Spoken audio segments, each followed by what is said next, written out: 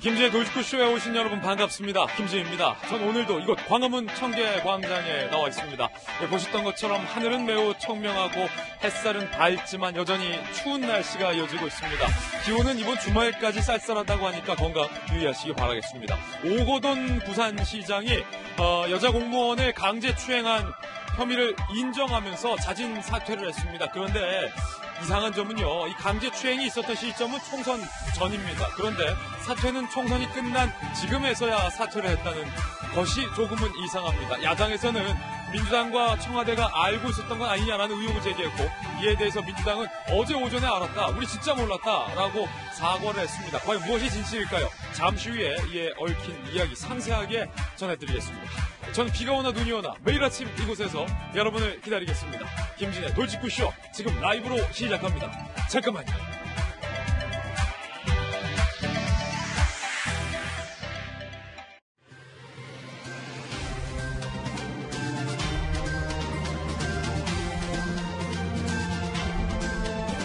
신문 읽어주는 남자입니다. 성추행이 있었던 날짜는 7일, 그리고 총선은 15일, 그리고 사퇴는 어제.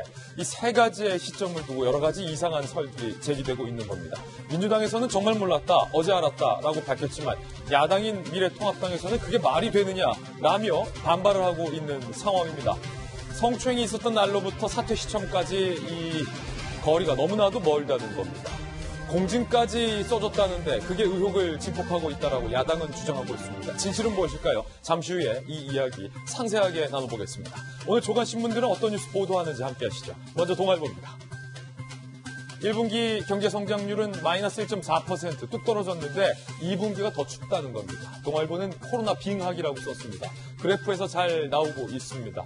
분기별 성장률 추이인데 2018년에 마이너스 0.4%를 기록할 때만 해도 너무 춥다 했는데 코로나 이후에 1분기 마이너스 1.4%. 그런데 2분기는 이거보다 더 낮아질 수 있다는 겁니다. 외환위기 때인 98년 이후 최악의 수치를 보이고 있습니다. 걱정입니다. 결국 문제는 경제입니다. 다음 신문입니다. 이번엔 중앙일보입니다. 문재인 대통령은 방위비 13% 인상이 최선이다라고 강경한 선을 그었습니다. 소식통은 대통령은 상식 넘은 인상을 수용할 수 없다라는 의지가 강하다라고 분위기를 전했고요. 트럼프 대통령은 내가 먼저 한국의 제안을 거절했다라고 연일 양국이 대치를 하고 있는 모양새를 보이고 있습니다.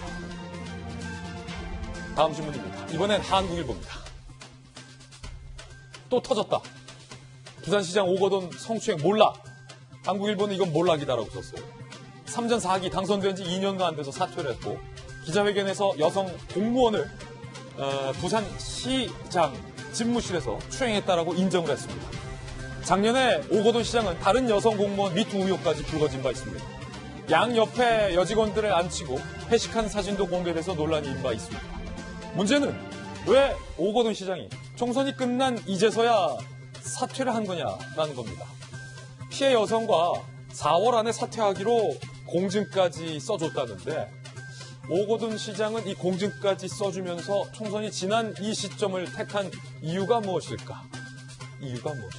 야당에서는 민주당이 알고서 총선 전에 터뜨리지 않기 위해 쉬쉬한 것 아니냐라는 의혹을 제기했습니다. 이에 대해서 민주당은 전혀 아니다라고 선을 그었습니다. 여러분의 판단은 어떠십니까? 무엇이 진실이라고 생각하십니까? 다음 신문입니다. 이번에 한겨레 신문입니다. 미성년자 성착취물 구매만 해도 이제는 엄벌한다. 이른바 N번방 사건 다시는 일어나지 않게 하겠다라는 의지입니다. 구매만 해도 지금보다 훨씬 더 강한 처벌을 한다라는 근절책이 발표된 겁니다. 절대 이런 일 일어서는 안 되겠습니다. 오늘 저희 김진의 돌직구쇼에서는 오거돈 부산시장 집무실에서 무슨 일이 있었던 건지, 그리고 그 이후에는 과연 총선 전에는 당 차원에서 몰랐던 것이 맞는지에 관한 두 가지 주제로 나눠서 자세히 이야기 나눠보겠습니다. 지금까지 신문 읽어주는 남자였습니다. 오늘 아침 저와 함께 등판 선수 소개하겠습니다. 저희 돌직구쇼 전담 변호사이자 날카롭고 예리했던 검찰 출신의 변호사입니다. 김관선 변호사님 나오셨습니다.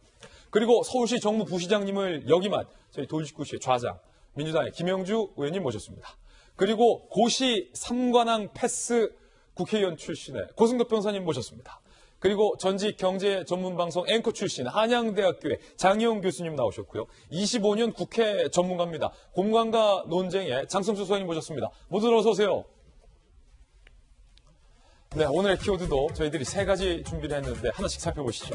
먼저 첫 번째 키워드는 단원 몰락입니다. 오거돈 시장이 몰락, 그런데 그의 개인적 몰락뿐만 아니라 정치적인 이야기까지 나오고 있습니다. 잠시 후 짚어보고요. 두 번째는 포착, 말 많고 탈 많았던 김정은의 신변 위험설, 포착이 됐다고 합니다. 어떤 모습으로 포착됐을지 잠시 후 공개하고요. 세 번째 키워드는 삼경, 중국이 이 코로나에 대해서 삼경을 물어내야 한다라는 얘기도 나오고 있습니다. 이게 무슨 얘기일까요? 잠시 후에 역시 살펴보겠습니다. 김지혜 노지표쇼, 오늘 톱뉴스로 문을 열겠습니다.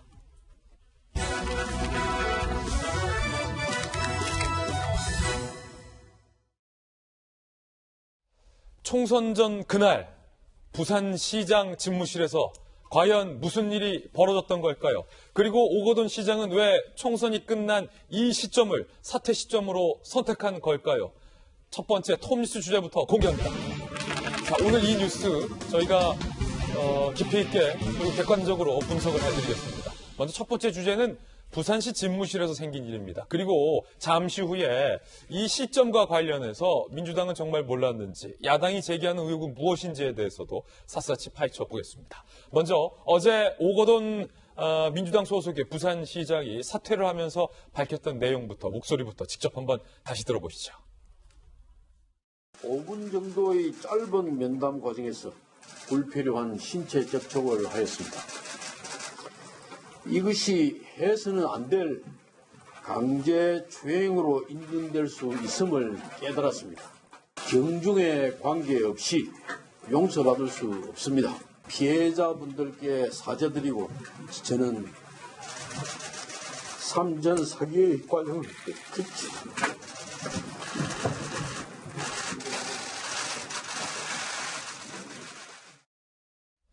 오거돈 시장의 사퇴 기자회견인데 이 기자회견 내용이 지금 뜨겁게 논란이 되고 있습니다. 일단은 5분간의 짧은 시간 동안 일하며 굳이 시간을 밝혔던 이유도 논란이 되고 있고, 그걸 뒤늦게 부적절하다라고 깨달았던 부산시장의 인식이 도마 위에 오른 겁니다. 그리고 해당 피해 여성에게 사과를 하면서 반성을 하면서 흘린 눈물이 아니라 본인의 삼전사기로 이룩한 부산시장 인생이 저렇게 마무리된다는 것에서, 그 대목에서 눈물을 흘려서 여러 가지 논란이 되고 있는데, 김영주 의원님, 네. 사실은 잘 아시죠? 오거돈 시장이. 네, 잘 압니다. 어제 저 회견 어떻게 보셨습니까? 그래서 아무래도 이 사건에 대해서 깊이 말하자면 피해자 입장에서 그야말로 큰 잘못을 저질렀다라고 하는 생각이 깊이 들어가 있는 것과는 좀 동떨어진 그런 발표가 아니었는가 싶습니다. 본인 나름대로는 여러 가지 고민을 하고 작심을 하고 이제 결정을 내려서 말을 했음에도 불구하고 방금 나왔습니다만은 뭐 5분 정도밖에 안 했다든지 말이죠. 뉘앙스 자체가. 그리고 또 표현도 마찬가지로 그것이 그렇게 큰 뭐 폭력이 될 줄 몰랐다든지 이런 또 경중이라든지 이런 단어들은 결코 써서는 안 되는 단어거든요. 어쨌든 나의 작은 잘못이 큰 피해가 되었다. 본인이 그렇게 작다라고 느꼈을지라도 어쨌든 그런 관점에서 조금 더 면밀하게 고민하지 못한 부분들이 그대로 드러났다, 그렇게 보여지고요. 그렇군요. 참 뭔가 여러모로 아쉬운 기자회견이었다라는 지적해 주셨고, 사실은 장희영 교수님, 김영주 의원님이 언급해 주셨지만 강제 추행일 수 있음을 깨달았다, 혹은 경중에 관계없이 라는 표현이 지금 피해자 측에서도 문제 삼고 있는 대목이죠. 그렇죠. 누가 들어도 그렇죠. 경중, 이게 성추행 문제가 경중이 있는 문제일까요? 성추행은 성추행이지 경이 있고 중이 있는 문제가 아니에요. 이런 생각을 가지고 있다는 것 자체가 사실은 이번에 사과문이라고 본인은 발표를 했지만 과연 사과하는 사람은 그거잖아요. 내가 이걸 잘못했으니까 사과합니다인데 잘못을 과연 알고 있는 사람일까? 경중이 있다고 생각을 했고 본인이 한 행동이 문제가 됐다는 걸 이제 깨달았다는 것을, 그럼 과거에는 이게 크게 문제가 아니라고 생각해서 계속 해왔다는 걸까?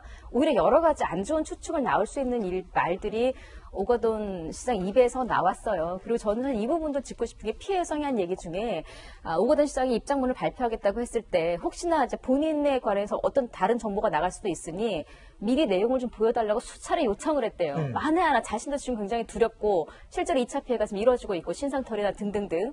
그래서 발표하기 전에 제가 한 번만 좀 확인하게 사과문 한 번만 좀 확인하게 해주세요. 그조차도 거부했다라는 거예요.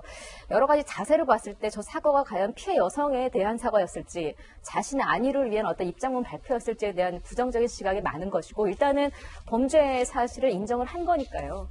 그래도 5분이란 짧은 시간이란 표현이 본인한테서는 이게 경이라고 역시 이건 5분밖에 안 되는 짧은 시간이라는 표현으로 본인이 섰을지는 모르겠습니다만 오히려 듣는 사람 입장에서는 그 짧은 시간에 그런 일이 벌어졌다라면 작정한 거였던 이런 추측도 할 수 있는 여러 가지가 지금 안 좋은 상황을 본인 스스로 본인의 입으로 이야기를 했다라는 좀 저도 사실은 이번 사과문에 대해서는 좀 부정적인 평을 할 수밖에 없는 상황입니다. 피해 여성은 반발을 하고 있는 상황입니다. 오거돈 시장의 사과가 적절치 않았다는 겁니다. 부산 성폭력 상담소가 피해 여성의 입장을 대독했는데요. 그거 직접 들어보시죠. 명백한 성추행이었고 성범죄였습니다. 강제추행으로 인정될 수 있음을 깨달았다. 경중에 관계없이 등의 표현으로 되레 제가 유난스러운 사람으로 비칠까 두렵습니다. 정치적 계산과는 전혀 무관함을 밝힙니다. 이 문제가 정치적으로 이용되지 않기를 간절히 바랍니다. 자, 그렇다면 도대체 오거돈 시장이 무슨 일을 벌인 걸까? 부산시장 집무실에서 무슨 일이 벌어졌던 걸지 저희들이 취재했습니다. 그 과정 함께 보시죠. 성폭력부터 사퇴까지 부산에서 무슨 일이 오늘 전조간 신문이 사실 오거돈 시장의 이 일을 비중 있게 보도하고 있습니다. 지난 7일입니다. 이게 성추행이 있었던 시점입니다. 오전 업무 시간 중에 오거돈 시장은 여성 공무원, 부산시 공무원인 A씨를 집무실로, 본인의 시장 집무실로 급히 호출을 합니다. 내용은 불러서 시장님이 왜 부르지? 라고 의아하면서 갔다는 거예요, 여성이. 오거돈 시장이 나 이제 컴퓨터 좀 가르쳐달라. 업무에 관한 부탁, 컴퓨터 좀 가르쳐달라라고 여성에게 이야기를 한 거죠. 그런데 저희가 방송에서 구체적으로 어떤 신체 접촉이 있었는지, 어떤 범죄 행위가 있었는지에 대해서는 자세하게 묘사를 하지 못함을 여러분께 양해 부탁드립니다. 강제 신체 접촉이 있었다는 것. 이 과정에서 해당 여성 공무원은 거세게 저항을 했다. 이 정도로만 저희가 표현을 해드릴 수밖에 없습니다. 거세게 저항을 했다. 강제 신체 접촉이 있었다. 글쎄요, 이걸 갖고 오거돈 시장을 경중을 떠나서라는 표현을 했다는 게 과연 적절한지에 대한 논란으로 이어지는 거예요. 5분가량 신체 접촉을 강행했고 이 여성 공무원은 울면서 저항을 하다 뛰쳐나왔죠. 이후 2, 3일간 출근을 하지 못하고 결근을 했습니다. 오거돈 시장 측이 회유를 시도했다는 거고 해당 여성 공무원은 성추행 신고를 합니다. 사건 발생 며칠 뒤에 있는 일입니다. 여성 공무원은 추행 사실을 명확히 밝히고 4월 말까지 사퇴하라. 오거돈 부산시장은 이 여성의 요구를 따르겠다는 사퇴서를 작성해 전달을 했는데 잠시 후에 저희가 뜨거운 논쟁이 있어서 이야기 나눠보겠지만 공증까지 해줬다는 부분이 굉장히 특이합니다. 사퇴서의 법적 효력을 위해 공증까지 했지만 총선 이후에도 시간을 끌며 오거돈 시장이 사퇴를 하지 않아서 여성은 지금 총선 지나네? 총선이 끝났네? 사퇴를 안 하네? 성추행 사실을 언론에 폭로하겠다고 통보하고 부산시장은 어제 갑작스럽게 전격 사퇴를 하게 된 겁니다. 김강상 변호사님, 잠시 후에 이 시점과 관련돼서 지금 여야 간에 논쟁이 있는 부분은 저희가 잠시 후에 본격적으로 이야기를 나눠보겠고 이 과정에 대한 부분입니다. 부산시장 집무실로 해당 여성을 불러서 컴퓨터를 가르쳐달라라는 명목으로 불렀잖아요. 그런데 전혀 다른 일이 그 안에선 강제추행이 벌어졌고 여성이 강하게 저항을 했지만 결국 여성은 울면서 뛰쳐나왔다는 거죠. 오거돈 시장이 처음부터 그러한 불순한 목적을 갖고 여성 공무원을 자신의 집무실로 부른 것 아니냐라는 지적이 있습니다. 저는 이제 그렇게 볼 수밖에 없을 것 같아요. 그렇군요. 왜냐하면 시장이 왜 20대의 시청 공무원을 왜 집무실을 호출해요? 그리고 컴퓨터를 왜 가르쳐달라고 합니까? 그 자체는 의도가 있었다고 볼 수밖에 없어요. 본인이 정치 생활하면서 본인의 보좌진들, 보좌관들 많거든요. 그 되게 이제 시장실할지요. 이제 도지사실 가면요. 굉장히 궁궐 같아요. 엄청나게 크고요. 그 다음에 시장실을 들어가기 전에 보면 이제 비서랄지 그런 사람들이 한 4-5명은 항상 있습니다. 그리고 거기서 특히 이제 수행비서들은 대부분 젊어요. 예. 그래서 컴퓨터에서 잘 알거든요. 그렇죠. 그럼 컴퓨터에 알려달라고 하면 되고, 또 일반적으로 시장 자체가 어떤 컴퓨터를 직접 다룰 수 있는 기회가 없어요. 왜냐면 도정과 관련된, 아니 시정과 관련된 것들은 다 뭐 국장급 밑에서 실무진이 다 하기 때문에 본인이 컴퓨터를 뭐 이렇게 할 수 있는 건 없는데, 물론 이제 개인적으로 SNS랄지 아니면 인터넷 관련된 것을 몰라서 물을 수도 있지만, 왜 밑에 있는 공무원을 불러서 호출을 했느냐. 이 부분에 대해서는 굉장히 의도성이 있다고 볼 수밖에 없고, 예. 또 한 가지 우리가 좀 의구심을 가질 수 있는 것이, 그러면 이전에는 이런 적이 없었느냐. 예. 이게 처음이자 마지막이었느냐. 그 부분에도 상당히 우리가 의심을 해볼 수밖에 없는 그런 대목이라고 볼 수밖에 없고, 그 다음에 들어서 이제 5분이라고 했는데, 5분이라는 짧은 시간 자체가 사실은 오거돈 시장이 말했지만, 이건 굉장히 핵심적인 요소예요. 왜냐하면, 예. 정말 컴퓨터를 배우려고 했으면 30분, 1시간이 지나야 하잖아요. 예. 근데 들어오자마자 사실은 추행이 시작됐다고 볼 수밖에 없어요. 아, 이게 오거돈 시장 입장에서는 무슨 이유로 5분이라는 표현을 썼는지는 뭐 궁금하지도 않고 다룰 수 있으나, 오히려 그 5분이라는 표현 자체가 오거돈 시장의 범죄의 목적성을 입증할 수 있다. 그렇죠. 만약 컴퓨터를 배우고 싶었다 한다면 컴퓨터를 배우는 과정에서 뭐 신체 접촉이 있을 수 있는 거죠. 예. 그런데 5분도 안 되는 시간에 울면서 나갔다는 것 자체는 의도적으로 불렀고 들어오자마자 강제추행이 시작됐다. 이렇게 이제 볼 수밖에 없는 측면이 있어요. 예. 그런데 이제 저희도 사실은 이제 성범죄 관련 사건을 굉장히 많이 하는데, 검찰에 계실 때도, 네, 예. 변호사 계실 때도. 그렇죠. 그래서 사실은 이 피해자 입장에서 보면 이게 엄청난 일이거든요. 그리고 울면서 뛰쳐나갔다는 것은 이제 우리가 어떤 유력에 의해서 강제추행을 하는 경우에 있어서는 예. 소극적 강제추행과 적극적 강제추행이 있어요. 예. 그리고 우리가 은큼하다는 표현을 쓰죠. 어떤 상급자로서 뭐 하면서 뭐 추행이 긴 듯 아닌 듯 하는 경우가 있어요. 예. 근데 그것도 명백히 강제추행에 해당이 되는데, 적극적 추행 같은 경우에는 노골적으로 하는 거예요. 울면서 뛰어나갔다는 것은 소극적과 적극적이 있다고 한다면 아주 적극적으로 강제추행했다고 우리가 추측을 해볼 수밖에 없다. 이렇게 볼 수가 있고, 그 다음에 그 이후에 이제 피해자 입장에서는 굉장히 트라우마가 있는 거고, 상대방은 시장, 대한민국에서 제2도시의 시장이라는 그런 권력자와 내가 과연 싸워서 이길 수 있을까? 거기에 대해 굉장히 고민을 많이 하죠. 그렇기 때문에 아마 자신을 보호해줄 수 있는 것은 결국 부산 성폭력 상담소밖에 없다, 이렇게 판단을 한 거고, 결국 성폭력 상담소 상담을 한 다음에 오거돈 시장의 정무팀하고 계속적으로 이의를 제기했는데, 이제 가해자들의 특징은 이런 게 있어요. 특히 이제 권력이 있는 가해자의 특징은 이걸 어떻게든 무마하고 싶어요. 예. 그래서 내가 직위도 그대로 가지고 있고, 아니면 경제적 그런 걸로 회유를 해서 없던 걸 하고 싶은 마음이 굉장히 간절하죠. 그렇게 되려고 하면 피해자 마음을 다듬으면서 시간을 끌려고 하는 것이 대부분이란 말이에요. 예. 그래서 이 사건 자체도 사실은 본인이 시장기를 유지하면서 시간을 끌고 외부에 이게 발설되지 않도록 위해서 엄청난 노력을 했지만, 피해자의 입장에서는 이건 묵과할 수 없는 거기 때문에 결과적으로는 뭐 공증도 하고, 또 공증한 이후에도 오거돈 시장이 공증한 대로 이행을 하지 않기 때문에 이제 언론에 제보할 것이다, 이런 취지로 해서 결국 오거돈 시장이 할 수밖에 없는, 그러니까 본인이 자진해서 반성을 해서 한 게 아니고 피해자의 어떤 뭐 거기에 대한 항의 이런 거에서 불가피하게 시장직을 내려놓은 것이기 때문에, 그 과정도 보면, 또 이제 사태의 어떤 기자회견도 보면 이게 과연 진정성이 있는 것인가, 거기에 대해서 우리는 의구심을 가질 수밖에 없는 겁니다. 그 강제추행의 성격 자체가 뭐 소극적, 적극적을 떠나서 모두 다 범죄지만, 검찰 네. 출신의 시각은 이것은 여러모로 검토해봤을 때 굉장히 적극적인 의도를 가진 강제추행일 수 있다라는 견해를 주신 건데, 한 가지 독특한 부분이 바로 조금 전에도 언급해 주셨던 공증 부분입니다. 조금 전 저희가 이제 컴퓨터 그래픽으로도 무슨 일이 있었는지에 대한 과정을 보도해 드렸는데, 고승덕 변호사님, 네. 공증, 이게 좀 독특해요. 보통 뭐 성폭력, 성희롱 사건에서 이런 식으로 공증한 다음에 나중에 뭐 사퇴하고 이런 건 별로 유례가 없습니다.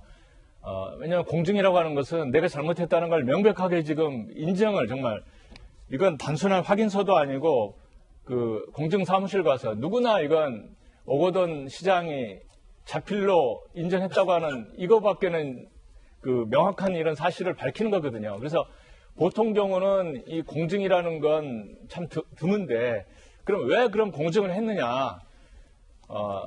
어떻게 보면은 피해 사실이 명확하지 않아서 공증했다 이건 아닌 것 같습니다. 예. 왜냐하면 그 당시에 뭐 일부 언론 보도에 의하면은 이 여직원이 울면서 나왔기 때문에 이미 이제 거기서는 이제 노출이 됐고 나중에 뭐 그 이 여직원의 남자친구가 또 시청 가서 난리를 쳤다는 거거든요. 그러니까 어떻게 보면은 이제 피해 사실을 감추기는 너무나 이제 명백하게 노출이 됐는데도 불구하고 왜 공증했느냐 이 부분은 제가 볼 때는 내가 이 범죄 사실을 인정할 테니까는 뭔가 너도 좀 이렇게 해달라고 하는 뭔가 이제 그 오고 가는 게 있기 때문에 그런 거거든요. 그렇게 되면 이 공증함으로 인해서 오거돈 시장이 다급하게 얻어내려고 했던 그게 뭔가 그건 결국 시장 사퇴를 당장 하지 않고 미루는 것에 대해서 양해를 구하는 그러한 내고라고밖에 볼 수는 없죠. 이 부분이 명확하게 이제 보도는 되지 않았지만은 이제 추론을 좀 해볼 수 있는 건데 그럼 왜 사퇴를 늦추려고 했느냐 부분은 뭐 어떤 정치적인 음모가 있다. 그건 이제 제가 이제 이야기할 부분은 지금은 아닌 것 같고요. 적어도 오 시장 개인 입장에서는 내가 정말 그 불리한 모든 것을 원하는 대로 다 써주고 공증해주면서 그 대신에 당장 조치는 취하지 말라. 시간을 벌려고 하는 그 의도는 명백한 것 같습니다. 예. 보충자로 잠시만요. 요 부분은 아직 뭐 정확하게 사실로 확인된 부분은 아니지만 고승덕 변호사님의 어떤 합리적인 개인적 추론이라는 부분을 부연 설명해 드리겠습니다. 김건선 변호사님. 이제 공증 자체가 좀 다른 사건에 좀 특이한 측면이 있어요. 근데 그 이유는 뭐냐면 이제 보충적으로 말씀을 드리면 오거돈 시장 입장에서는 이 사퇴를 아무튼 무마하고 싶었을 거예요. 그리고 아마 그러면 사퇴 시점 이런 것을 4월 말까지 하는 걸로 뭐 얘기한 걸로 언론에 나와요. 그런데 이제 피해자 입장에서 보면 말이죠. 과연 이 사람이 사퇴를 할 것인지, 예. 사퇴 과정에서 진술을 번복하고 나를 마치 피해자인데도 꽃뱀처럼 몰아갈 수 있는 그런 여지가 충분히 있다고 보는 거예요. 그러면 시간이 끌면 끌수록 이건 피해자의 입장에서는 굉장히 어려운 처지에 취할 가능성이 크기 때문에 공증에서 오거돈 시장이 이걸 인정하는 것이 남겨두면 사퇴하는 데 있어서도 이제 본인에게 피해가 없고 나중에 뭐 수사가 됐건 아니면 언론에 보도가 된다 하더라도 나는 그런 적이 없다. 어떤 진술 번복을 방지하기 위해서 서로 협의에 의해서 이제 공정했을 가능성이 크다고 봅니다. 예, 분명한 팩트는 오거돈 시장이 해당 피해 여성에게 사퇴를 하겠다라고 말을 했지만 피해 여성 입장에서는 오거돈 시장이 자꾸 사퇴 시점을 안 하고 미루는 것처럼 느껴졌다는 겁니다. 그리고 실제로 강제추행이 있었던 시점은 7일인데 사퇴를 한 것이 어제였으니까 사퇴가 굉장히 지연이 됐다라고 피해 여성은 느낄 법한 시점이라는 것은 명백한 팩트 같습니다. 거기에 어떤 의도가 있었는지 없었는지에 대한 부분이 정치적인 쟁점인데요. 그건 잠시 후에 이야기 나눠보겠습니다. 그런데 이번 일로 오거돈 시장의 이 과거 발언들이 재조명되고 있습니다. 먼저 조원진 의원과의 이른바 오거돈 시장의 미투 의혹과 관련된 질의응답 내용부터 들어보시죠. 당사자가 뭐 추정된 데는 있습니다. 여기 있다 올라간 직원인 모양인데 드립니다. 없습니다. 가짜였습니다. 민형사직으로 다 지금 고소해 나왔기 때문에 한번 기다려 보십시다. 라고 지난해 10월에 국감에서 의혹을 밝힌 겁니다. 의혹에 대한 답변을 한 건데 장성조 소장님, 네. 국회 통이시잖아요. 사실은 오거돈 시장과 관련된 이 미투 의혹이 과거에 한번 있었고 저희 국감에서까지 얘기가 나왔는데 어제 기자회견문을 보면요. 피해자들이라는 표현도 언뜻 들리거든요. 한 명의 여성이 피해자였다면 한 명의 여성을 상대로 범죄를 했다라면 피해자분이라는 표현을 썼을 텐데 피해자들이라는 표현이 나온 게 이게 어떤 의미일까요? 저희는 알 수가 없어요. 예. 알 수가 없는데 부산 성폭력 상담소에서는 이거는 분명히 다 예견된 일이다라고 추측을 하고 있어요. 예견된 일이었다라고 말했어요? 네, 그렇습니다. 이게 뭐냐면은 2018년도에 오거돈 시장이 부산시장에 출마를 하면서 성희롱 성폭력 전담팀을 구성하겠다고 했어요. 그랬는데 그 공약을 아직까지 지키지 않고 있다라는 것과 2018년도 11월 달에 여성 근로자들을 격려하는 자리에서 양 옆에 좀 앉혀놓고 앞에도 앉혀놓고 이러한 모양새들을 보면 저분은 성인지 감수성이 없는 것 아니냐. 그렇기 때문에 이번 일들이 당연히 좀 예견된 참사가 아니냐. 이런 식의 이제 추측을 하고 있거든요. 그러니까 오거돈 시장 같은 경우에는 상당히 좀 내로남불, 말과 행동이 좀 다른 일들을 많이 했습니다. 2019년도 작년 9월에는요, 성희롱은 뿌리를 뽑겠다라고 본인이 얘기를 했고, 그래요? 올해 4월 8일 날 여성의 날에는요, 여성 한 분 한 분 행복이 부산시 행복이다. 이런 식의 얘기까지 했어요. 그런데 이런 일들을 했다? 7일 날 저렇게 불미스러운 일이 있었고 8일 날 그런 얘기들을 SNS에 올렸습니다. 이거 보면 상당히 좀 본인이 성인지 감수성이 의심되고 문제가 되는 것 아니냐 이런 지적들이 나오고 있는 겁니다. 예, 오거돈 시장의 과거 발언 또 한번 들어보시죠. 제가 14년 만에 다시 부산시에 들어왔습니다. 와서 보니까 가장 먼저 눈에 띄는 것이 여성 공무원의 수가 굉장히 많아졌다. 아직도 우리 여성들은 여러 가지 면에서 불평등을 받고 있고 한 점 우리 또 부인할 수가 없습니다. 하나씩 고쳐지겠죠. 장윤 교수님. 제가 좀 우려스러운 게 뭐냐면 저분이 앞서서도 왜 조원진 의원이 뭐 과거에 뭐 성추행 뭐 전력에 관해서 물으니까 없습니다. 가짜뉴스입니다. 본인 당당하게 이야기했잖아요. 저게 사실은 있는데 내가 여기서 정치적으로 이렇게 말해야지 차라리 이런 거라면 본인이 잘못을 아니까 추후에 반성하고 안 하겠죠. 근데 아까 처음에 본인이 이야기한 대로 이거는 그래 그 정도는 사실 성추행이 아니니까 난 진짜 성추행이 없었어 라고 만약에 그렇게 말을 한 거라면 이거 더 심각할 수 있겠다라는 저는 우려가 들어요. 지금도 우리가 지금 성추행 문제 몰랐을 때는 14년 만에 왔더니 여성 공무원이 늘었습니다. 이게 그냥 일반적으로 들리지만 성추행 문제를 알고 나서는 야 오자마자 여성 공무원 수부터 보였어? 이렇게 되는 게 사람의 인지상정이거든요. 이 사람의 과거 행적들 그리고 앞서 저 회식 사진 제가 저거 언급하고 싶었는데 네. 저거 꽤 많이 돌았었어요. 맞아요. 그러면 저거 보면서 사실 저도 지금 40대지만 제가 20대 때 첫 직장 대기업 갔을 때도 여성 신입 직원들은 전무님 옆에 앉아, 부장님 옆에 앉아 이러는 문화가 이거 성적으로 내가 기분은 나쁘지만 이게 문화인가 이럴 때가 있었어요. 그때만 해도 이거를 고발해야 되는 이런 생각을 못했던 시절이 있었다면 지금은 벌써 20년이 지났어요. 제가 첫 입사했을 때에 비해서 저런 거 자체가 돌면서 야 아직도 이런 사람이 있어? 근데 그 주인공이 지금 오거돈 사퇴했으면 전 시장이라고 해야 되면 전 시장이라는 것이죠. 저 자리 배치를 누가 했을까요? 여성들이 스스로 했을까요? 아니면 오거돈 부산시장이 앉아 이랬을까요? 주변 사람들이 알아서 앉았을 거예요. 대개 저런 자리는 그럽니다. 주변 사람들이 왜 알아서 그렇게 앉을까요? 아니까. 오거돈 씨가 어떤 사람인지를 아니까. 전 이 사진 한 장의 사실은 이미 과거에 어떤 식으로 살아왔는지가 이미 전 그 당시에 느껴졌어요. 주변 사람들이 왜 저 옆에 저 일용직 여성 직원들을 앉혔을까. 모시는 수행하는 사람들이. 전 그거에서 이미 저 사진 한 장으로 그간의 행적들은 사실은 저도 개인적인 추론이라고 붙여야 되겠습니다만 짐작이 가능하다고 봅니다. 예, 부산시장의 이른바 강제 성추행 사건. 그런데 어제 서울시 공무원이요. 총선 전날 여성 공무원을 회식 이후에 성폭행했다라는 의혹도 제기됐습니다. 총선 전날 서울시 공무원이 여성 공무원을 성폭행했다는 겁니다. 부산과 서울 난리입니다.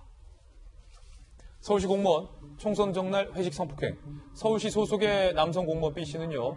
여성 공무원을 성폭행 혐의 했다 입건됐는데 총선 전날이에요. 이 남성 공무원은 서울시 공무원이에요. 동료들과 회식 후 만취한 여성 공무원을 모텔로 데려가 성폭행을 한 혐의입니다. 이 여성 공무원은 피해 사실을 경찰에 15일에 신고를 했습니다. 총선날 신고를 한 거예요. 그런데 서울시의 대응이 굉장히 미온적이라는 논란이 일고 있는데 서울시가 사건 발생 사실이 퍼지자 이 남성 공무원을 일반 부서로 발령을 했다는 겁니다. 별다른 조치를 않다가 뒤늦게 직무에서 배제를 했고 당일 오전까지도 출근을 했다. 이후 연차 쓰겠다라며 조퇴를 했습니다. 서울시는 피해자 보호와 2차 피해 방지를 최우선으로 사건을 처리하겠다. 무관용 원칙으로 대응하겠다라고 입장을 밝힌 상황입니다. 사실은 김영주 의원님 서울시 정부시장님으로 계셨잖아요. 서울시의 공무원들이 상당히 많은데 절대로 이런 일이 있어서는 안 된다. 명백한 일입니다. 그렇습니다. 실제로 뭐 지금 서울시 공무원들이 너무 많기 때문에 사실 어디에 근무하는지조차도 알 수가 없어요. 서울시청에 근무하는 공무원들이 서울시 전체 공무원의 20, 30%도 안 되거든요. 이제 그래서 물론 이제 지금 현재 공무원은 뭐 사실 시청에서 핵심 청에서 근무하는 사람들로 알고 있어요. 그래서 실제 피해자는 말하자면 같은 업무를 하다가 다른 데로 배제시켜서 했고 여러 가지 원칙적으로 문제가 되는데 항상 이렇게 뭐 총선 전날 이렇게 뭐 분위기 그 다음날 쉰다고 하는데 지금 현재 서울시 자체는 사회적 거리두기를 하고 전체적으로 말하자면 조용한 어떤 상태를 얘기하고 그걸 집행하는 기간인데 사실은 뭐 총선 기간이라고 해서 이렇게 떠들썩하게 하고 만취한 상태에서 저런 추행을 하고 성폭행을 한다는 것은 공직자로서 도저히 뭐 납득하기 어려운 문제고 또 앞으로 이런 일이 2차, 3차 발생되지 않도록 대대적으로 좀 어떤 환기를 시켜야 되는 상황이 아닌가 그렇게 생각이 듭니다. 예, 김광선 변호사님, 이게 공교롭게 광역자치단체, 부산에선 부산시장이, 서울시에서는 서울시 핵심 부서, 서울시청 소속 공무원이, 이런 짓을 벌인 건데, 특히나 그 시점은 총선 전날이었고요. 서울시에서 유흥업소, 운영 중단 조치, 그리고 전체 사회적 거리두기를 강조했던 그런 시점이었잖아요. 유흥업소 한 400곳 이상에 대해서 집합금지 시켰잖아요. 근데 그거 자체를 자기들 거는 게 별개 문제로 생각 같아요. 그러면 회식도 하면 안 되죠. 왜냐면 사회적 거리두기. 또 다른 우리가 또 유기를 맞을 수 있다. 그걸 방송에서 계속 얘기하고 서울시장도 얘기하고 또 정세균 총리까지 다 얘기한 거 아닙니까? 근데 이걸 솔선수범해야 할 이제 공무원이 저런 일단 회식을 했다는 것 자체도 문제지만 또 회식 이후에 저런 행위를 한 것에 대해서는 정말 이건 말로 표현할 수 없을 정도 비난을 하는 게 맞다고 보는데 좀 이런 게 있어요. 일반적으로 이제 회식을 하게 되면 술을 많이 먹습니다.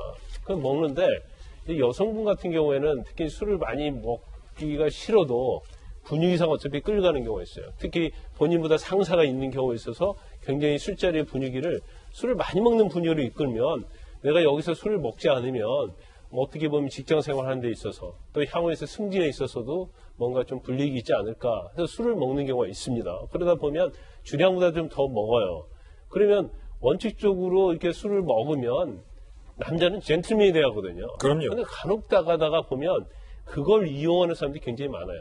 그런데 하고 나서 또 대부분이 이런 사건에서는 합의한 관계에 대해서 주장하는 사람이 굉장히 많습니다. 예. 그런데 아무리 그렇게 주장을 해도 사실 뭐 모텔 데려가서 성폭행 했다고 하는데 CCTV 과정을 보면 다 나타나요. 다 나타난다. 완전히 만취가 돼서 명정 상태인 것이 나타나기 때문에 본인이 아무리 뭐 거기에 대해서 합리적으로 무죄를 주장하고 뭔가 합의한 관계에 있다고 주장한다 하더라도 무죄 받는 경우가 거의 없습니다.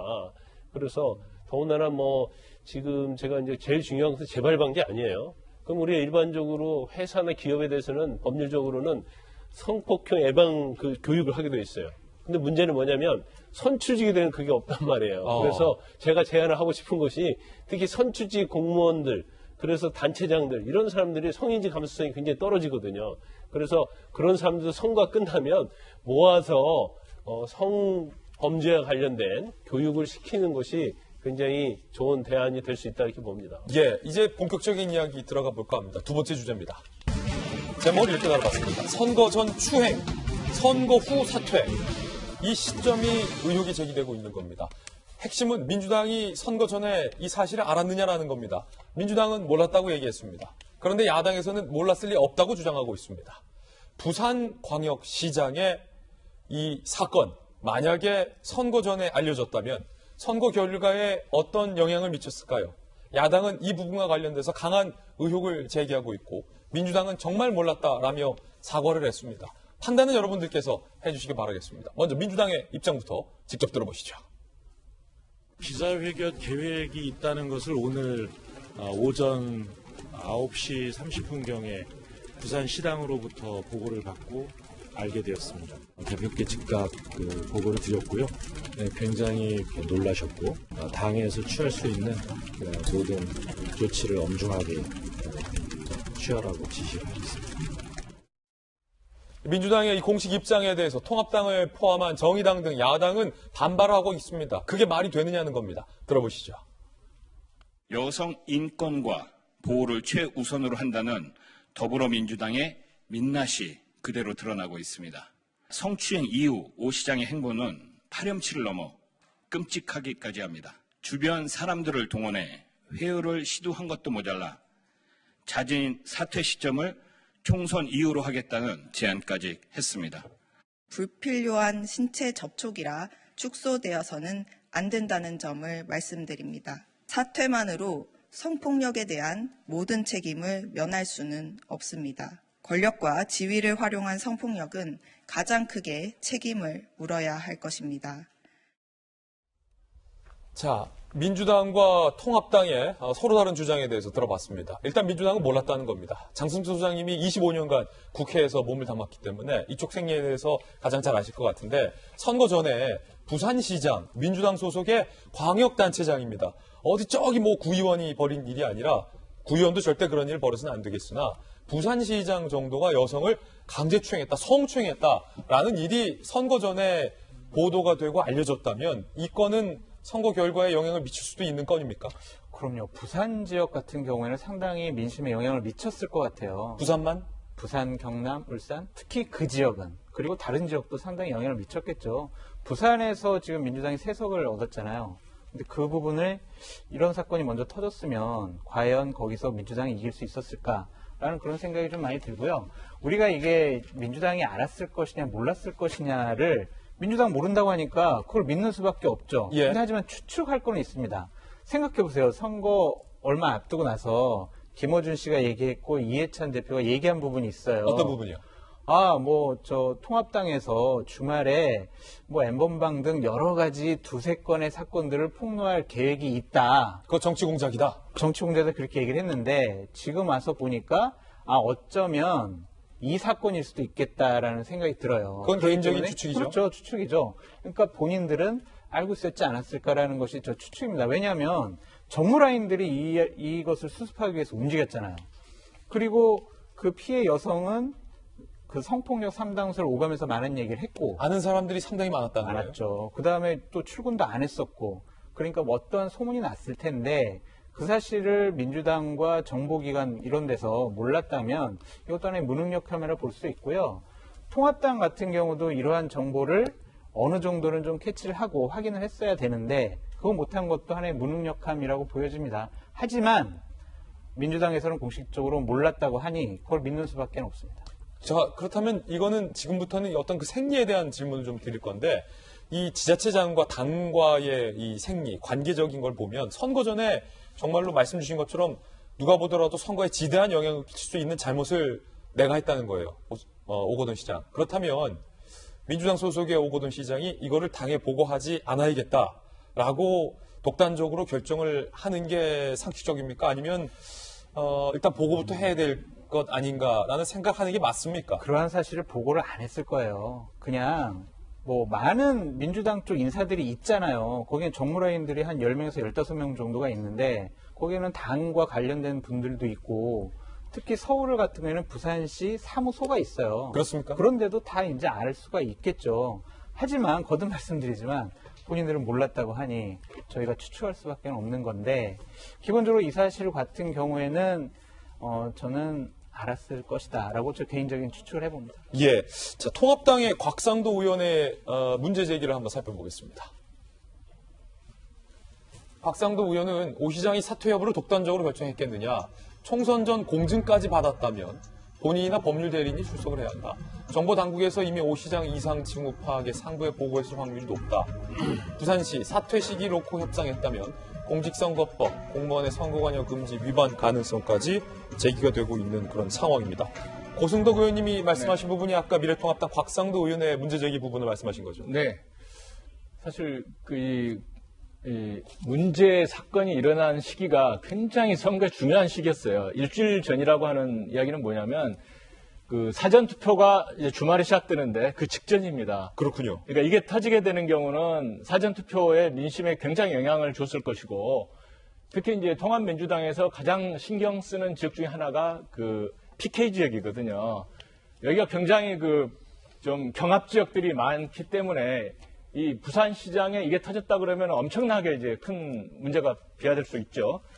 그런데 이제 막상 사건이 터지고 나서 진행된 걸 보게 되면은 보통 이제 이게 시장의 뭐 어떤 업무 행위하고는 상관이 없는 거거든요. 개인적인 어떤 뭐 범죄 행위에 지나지 않기 때문에 이런 사건을 수습하려고 하는 경우는 보통 이제 오 시장이 어떻게 보면 개인적인 대리인을 선임을 해야 되는 거예요. 뭐 변호사를 선임하거나 아니면 믿을 수 있는 사람을. 근데 막상 이제 진행된 걸 보게 되면은 공증 뭐 담당하고 이제 피의자 측과 연락을 주로 했던 사람 누구냐면 오 시장의 그 정무라인의 핵심인 거거든요. 그렇군요. 그러니까 정무라인 핵심은 이미 사실 정치직이에요. 그러니까 당에 소문이 쫙 났을 거라고 이제 추측을 해볼 수가 있습니다. 이건 물론 이제 개인적인 그런 추측이지만.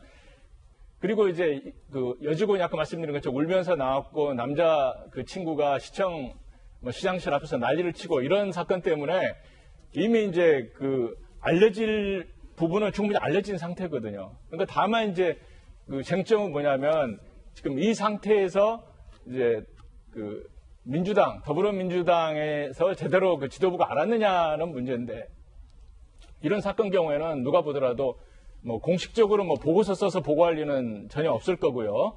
그러니까 위쪽에서는 우리는 공식적으로 몰랐다 하게 되면 또 참 증거를 잡기는 어려운 부분이긴 해요. 하지만 그 정무라인이라든가 이런 쪽에서 이미 소문이 부산 쪽에서 퍼졌다고 하게 되면은 아름아름으로 최소한도 중앙당에서도 좀 감을 잡을 수 있는 상황이 되지 않겠냐 하는 게 좀 추측해 볼 수 있는 부분입니다. 예. 저는 이제 좀 약간 다른 의견이 있어요. 일단 아마 저 내용이 총선 전에 이게 언론에 보도가 됐으면 저는 선거 판도가 달라질 수 있다고 봐요. 그렇습니까? 개인적으로는 선거 결과가 충분히 달라질 수 있는 후폭풍이 엄청난 사건이었다고 볼 수 있고 중국층 민심에 많은 영향을 미쳤을 그렇죠. 것이다. 그다음에 두 번째는 그러면 총선 전에 당에서 알고 있었는지 여부에 대해서는 일반적으로 이제 피해자가 일단 피해를 당하고 문제를 제기하잖아요.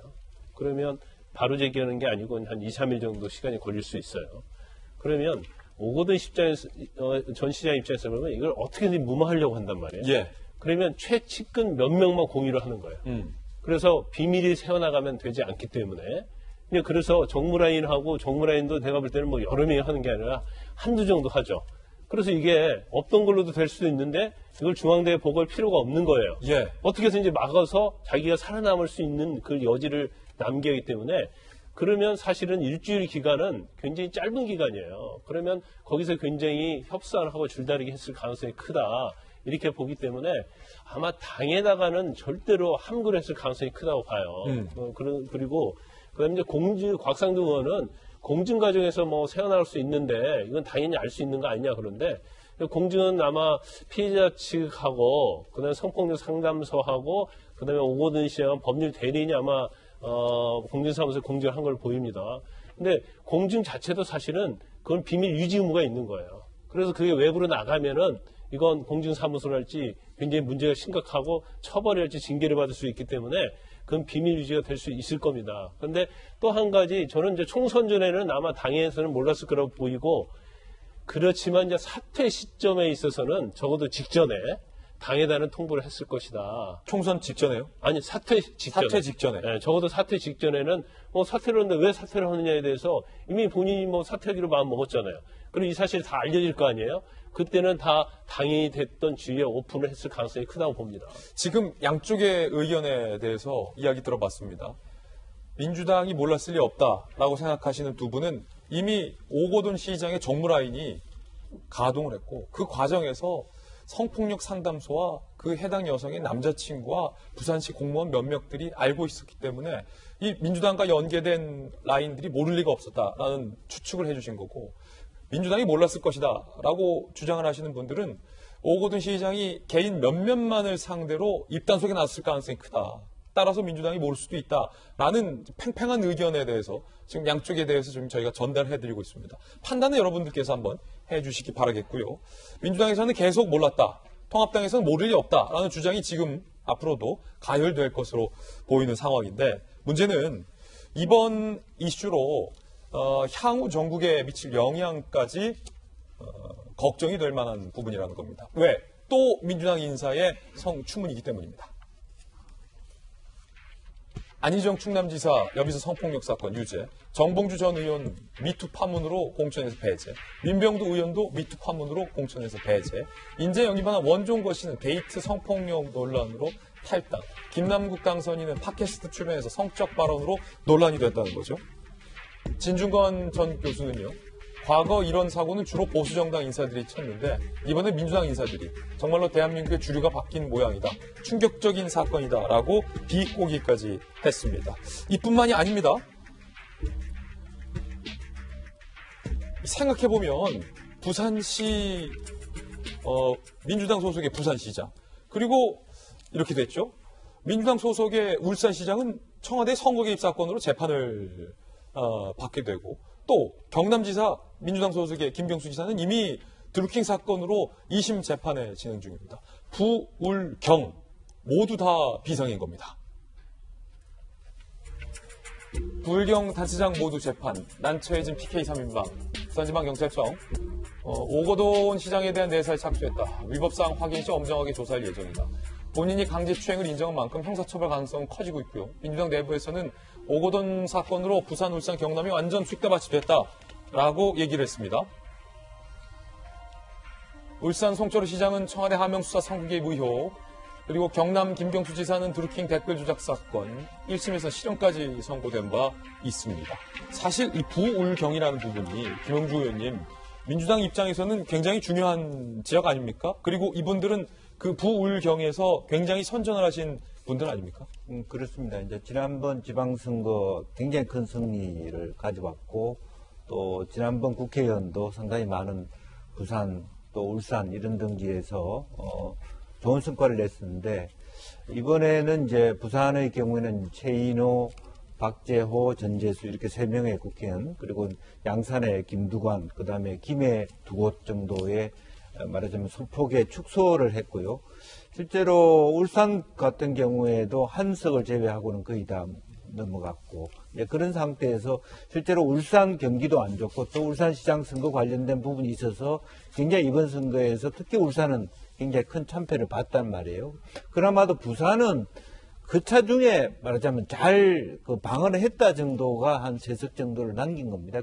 그나마도. 이제 그렇습니다만 어쨌든 전 시장이었던 서병수 전 시장이 이번에 김영춘 의원하고 싸워서 이기는 그런 의미의 변화가 있었고, 다만 이제 우리 김두관 전 지사가 어렵게 양산에서 승리를 했습니다만은 그래도 경남도 그렇게 큰 승리를 한 건 아니기 때문에 전체적으로 지금 조선해양 경기, 그리고 또 코로나 이후 훨씬 더 차가워진 경제적 흐름이라 말하자면 바람을 생각한다면 앞으로 부울경이 굉장히 민주당에서는 어려운 또 겨울이 될 거라고 보여지고, 내년 4월 9일까지니까 그때 재보궐선거 때는 민주당에 누가 나가더라도 아마 후보도 못 낼 수도 있는 그런 상황이 되지 않을까, 매우 그런 관측도 예상해 볼 수 있겠다는 생각이 듭니다. 예, 오거돈 시장이 부산직에서 사퇴를 했기 때문에 민주당에서도 이제 즉각적인 징계 절차에 들어갈 것으로 보이는데, 일단 민주당에서는 제명을 하겠다라고 밝혔는데,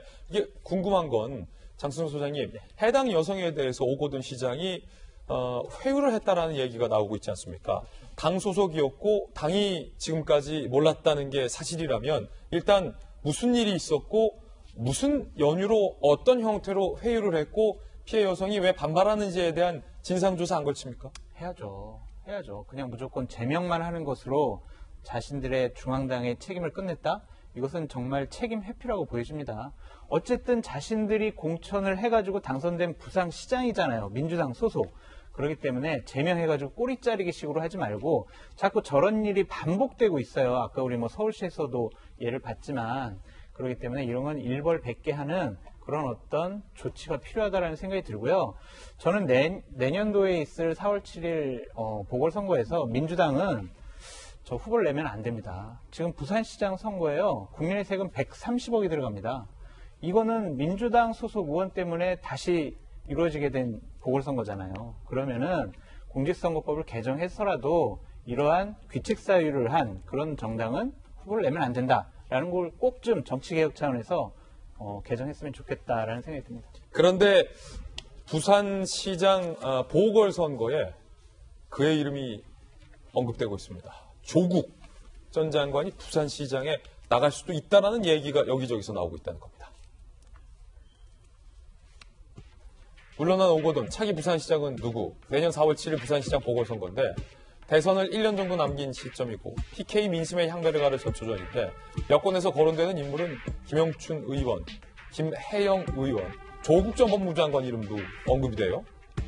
야권에서 거론되는 인물은 삼선의 김세현 의원, 이진복 의원, 서명수 전 부산시장, 안철수 대표도 이름이 언급이 되고 있는데 이 중에서 눈에 가장 띄는 사람은 장영 교수님 조국 전 장관이죠. 조국 전 장관이죠. 지금 오거돈 전 시장이 성추행이라고 우리가 특정 단어를 썼습니다만 윤리적인 문제예요. 조국 전 장관은 성추행 문제는 아니지만 역시 윤리적인 문제에 걸려 있어요. 저는 사실 이런 결로 봤을 때 과연 비윤리적인, 잘못 얘기하면 조국 전 장관 아직 판결 안 났는데라고 반박이 들어올 수 있겠습니다. 이미 드러난 증거 정도로 제가 할게요. 법적인 판단 떠나서. 이 정도로 봤을 때 상식선에서 이렇게 좀 뭔가 일반 우리 국민들이 살고 있는 우리의 도덕성과 좀 다른 사람들이 우리를 이렇게 지도하고 관리하는 그 윗선에 올라간다라는 것 자체가 말이 되나요? 지금 현실에는 그런 분들이 많이 있고 실제 지금 오거돈 부산시 전 시장도 그중에 한 명이지만 현실이 그렇더라도 우리는 항상 희망을 가지고 미래를 봐야 되잖아요. 지금 저거는 내년에 보궐선거의 후보들을 이야기하는 부분이고 저는 글쎄 몇은 사실은 얼굴을 좀 보는 것도 불편한 분들이 좀 있기는 있어요. 하지만 누군가는 되겠죠. 누군가는 되겠고 부산 시민들이 그렇게 아둔하거나 그러지는 않을 겁니다. 분명히 옳은 판단을 하실 거라는 생각이 들어요. 네. 김영주 의원님은 도전해 보실 생각은 없으십니까? 질문이 다르구나. 저한테는 왜 그런 질문 안 하세요? 부산 출신이라. 지금 이런 질문을 받기가 가장 어려운. 그렇죠. 받아서는 안 되는. 맞아요. 지금 나가라고 하는 것은 김영춘, 김혜영, 조국 누구한테도 조국은 좀 다르겠지만 나가라고 하는 것은 죽으라는 것과 다름 아니거든요, 사실은. 그래서 다 피하고 싶어 할 건데 심지어는 김영춘 의원도 뭐 어쩔 수 없이 당을 위해서 나가야 되면 나갈 수 있어도 후보가 될 수도 없고 부산의 시민사회단체가 왜 민주당이 후보 내냐 이렇게 문제 제기할 수도 있고요. 예. 그런 의미에서 지금 당장 물론 정치는 생물이라서 1년 뒤의 분위기 뭐 대통령 분위기라든지 그런 거에 따라서 상황이 바뀔 수는 있으나 지금 현재로서는 민주당의 어떤 누구라도 감히 나갈 수 있을까 그런 생각 김영춘 의원조차도 두려워하지 않을까 그렇게 생각이 들고요. 어쨌든 야당에서는 이제 역으로 서로 나가겠다는 싸움이 벌어지지 않을까 그렇게 생각이 됩니다. 그렇군요. 앞서서 우리가 서울시 공무원의 성폭행 사건 의혹 보도해드렸는데 어젯밤 9시쯤 경찰로부터 수사 개시 통보가 왔다고 합니다. 당초 타 부서 전보만 했으나 수사 개시 통보가 오기 전 대기 발령이 이루어졌다고 하고 이게 어쨌든 중요한 건 이제 수사 국면으로 들어가게 됐다는 겁니다. 부산도 서울도 부산시장에 대해서는 아직 경찰의 내사 단계 그리고 서울시 공무원에 대해서는 수사 개시 통보가 공식적으로 왔다는 뉴스 속보도 여러분들에게 정확하게 전해드리겠습니다. 자, 부산시 사건, 부산시 스캔들 사건 보도해드렸습니다. 이번에 저희가 준비한 세 번째 이슈입니다. 원산의 김정은과 1호 열차 미국의 정보 자산들이 지금 며칠 새 한반도에 대거 투입이 됐는데 무언가 포착을 한 모양입니다. 그 무엇이 무엇일까? 함께 보시죠. 원산 특정 지역이 딱 특정이 됐어요. 원산 강원도죠. 걸어다니는 김정은을 포착, 물음표, 느낌표, 미 당국, 정찰기 등을 투입해 전파 및 영상 정보를 분석해본 결과 김정은의 동태를 파악했다라는 얘기가 전해지고 있습니다. 오늘 동아일보가 취재한 내용이에요. 자, 동아일보 신문 기사를 제가 오늘 자세하게 분석해드릴게요. 이 기사에 따르면 미 행정부 관계자가 등장을 하는데 이렇게 저희 동아일보 기자에게 얘기를 합니다. 알려준 거죠. 야, 누구 기자? 동아일보 기자야. 들어봐 하면서 물론 영어로 했겠죠. 김정은이 지난주부터 원산에 체류 중이래. 15일에서 20일 사이에 우리가 봤는데 뭐 부축을 받거나 휠체어 없이 걷는 모습을 우리가 봤어. 듣고 있지? 측근 일부가 코로나에 감염됐대. 그래서 자기 안 걸리려고 평양을 떠나서 저기 있는 것으로 우리는 해석하고 있어. 라고 저희 기자에게 이 미 행정부 관계자가 얘기를 해준 거예요. 그런데 일본 쪽도 도쿄신문 기자도 이거 냄새를 맡았어요. 알려주려면 우리만 알려주지. 도쿄신문도 알려줘. 딴 사람이 알려줬겠죠. 김 위원장이 원산 별장에 머물고 있다. 경호 요원 중에 감염자가 나와 경비태세의 불안을 느껴 피했다는 정보도 있다. 그러니까 일본 도쿄신문이 포착한 것과 저희 동아일보 기자가 포착한 내용이 상당 부분 비슷한 부분이 있죠. 교집합이 있다는 거예요. 원산에서 김정은의 전용 열차도 포착이 됐다라는 얘기도 나오고 있는 그런 상황입니다. 한 대북 소식통은요, 우리 동아일보 기자에게 이렇게 얘기했습니다. 보리스 존슨 영국 총리가 중환자실 입원한 걸 김정은이 보고서 충격을 받았다는 거예요. 심리적 영향을 미쳤을 거다라고도 한마디 덧붙이기도 했습니다. 상당히 저희들이 취재를 일단은 잘했다라는 부분, 그리고 미국의 대북 소식통이 상당히 구체적으로 한국 언론 중에서는 우리 동아일보 기자에게 있는 자신의 정보 자산에 대해서 얘기를 해줬다. 상당히 좀 뿌듯해지는 대목 중에 하나인데, 김영주 의원님, 네. 김영주 의원의 어떤 그 개인적인 정보망을 가동했을 때 저희 동아일보 기자가 취재 잘한 겁니까? 아니면 전혀 뭐 엉뚱한 기사를 쓴 겁니까? 저는 잘했다고 보여집니다. 가령 이제 원산일 가능성이 높다고 봤던 이유는 4월 14일 말하자면 포를 쏘거든. 지대공 미사일 포를 쏘는 게 강원도 문천이라고 하는 곳입니다. 문천? 네. 그러니까 문천에서 원산이 되게 가까운 지역이거든요. 그래서 실제적으로 다시 생각해보면 우리는 2012년 이후에 말하자면 금수장 태영궁장에 매년 말하자면 김정은이 갔다. 이번에 안 나타나기 때문에 이게 굉장히 심각하다. 이렇게 봤지만 자기의 아버지는 통치기간 동안에 겨우 3번밖에 안 갔습니다. 그것은 또 하나의 의미에서 이제는 나도 내가 정상 모든 것을 통제했으니까 내 마음대로 할래. 이런 부분으로도 생각해 볼 수 있다. 그냥 아버지가 뭘 했든 난 그냥 내 맘대로 할래. 아니 그게 아니라 아버지도 3번밖에 안 갔으니까. 안 갔으니까. 나는 이때까지 계속 갔는데 이제 나도 아버지처럼 나도 갈 때는 가고 안 갈 때는 안 가겠다. 그렇게 생각해 보세요. 우리는 너무 지나치게 쭉 왔는데 이번에 왜 안 왔지? 큰 문제가 있는 거 아닌가? 그렇게 봤지만 역으로 계산해 보면 우리 아버지도 겨우 3번밖에 안 갔어. 나도 그럴 권리가 있는 거 아니냐? 이렇게 생각해 볼 수도 있는 거죠. 또 하나는 우리가 생각해 왔던 것은 문천에서 어떤 그 사건을 말하자면 포를 새벽에 쏘고 난 다음에 몸이 안 좋아서 원산으로 이동했고 코로나의 문제와 관련해서 뭐 시술도 받을 수 있는 것인데 어쨌든 그런 의미에서 원산이 될 가능성이 굉장히 높다라고 하는 것이고요. 그렇군요. 또 시술을 받았다고 해서 꼭 휠체어를 타라는 법은 없지 않습니까? 부축 없이 걸어 다닌다. 네. 그래서 실제적으로 그런 코로나 위협이라든지 또 간단한 시술이라든지 이런 것을 보고 또 하나는 이참에 자기 김여정에 대해서 또 서방의 태도에 대해서 한번 체크해보고 말하자면 우리 속담에 넘어진 김에 쉬어간다는 속담이 있듯이 그렇게 한번 또 전혀 엉뚱하게도 트럼프한테는 편지도 보내고 이런 식의 어떤 활동을 해봄으로써 서방 언론이나 한국의 언론이 어떻게 자기의 공백 상태에 대응하는지도 한번 볼 수도 있겠다. 그런 생각을 종합적으로 하게 됩니다. 저는 고승덕 의원님, 이 미국의 정보 자산의 어떤 능력이 상당히 좀 놀라웠다라는 겁니다. 물론 CNN은 결과적으로 결과 좀 동떨어진 보도를 했을지는 몰라도 미국의 정보 자산이 저걸 봤다는 거잖아요. 조금 전에 우리가 봤지만 김정은의 전용 열차가 원산에 있더라. 라는 것을 미국의 정보 자산이 그냥 샥 한번 훑고 가서 원산에 있다라는 걸 본 거고 그걸 우리 동아일보 기자에게 알려준 거잖아요. 그리고 그것까지 본 거예요. 미국의 정찰 자산이. 김정은이 다른 사람의 부축을 받거나 휠체어를 타지 않고 멀쩡히 두 발로 걸어 다닌다. 이거를 정보 자산이 본 거잖아요. 저 하늘 꼭대기에서 정말로 구체적으로 다 들여다보는군요.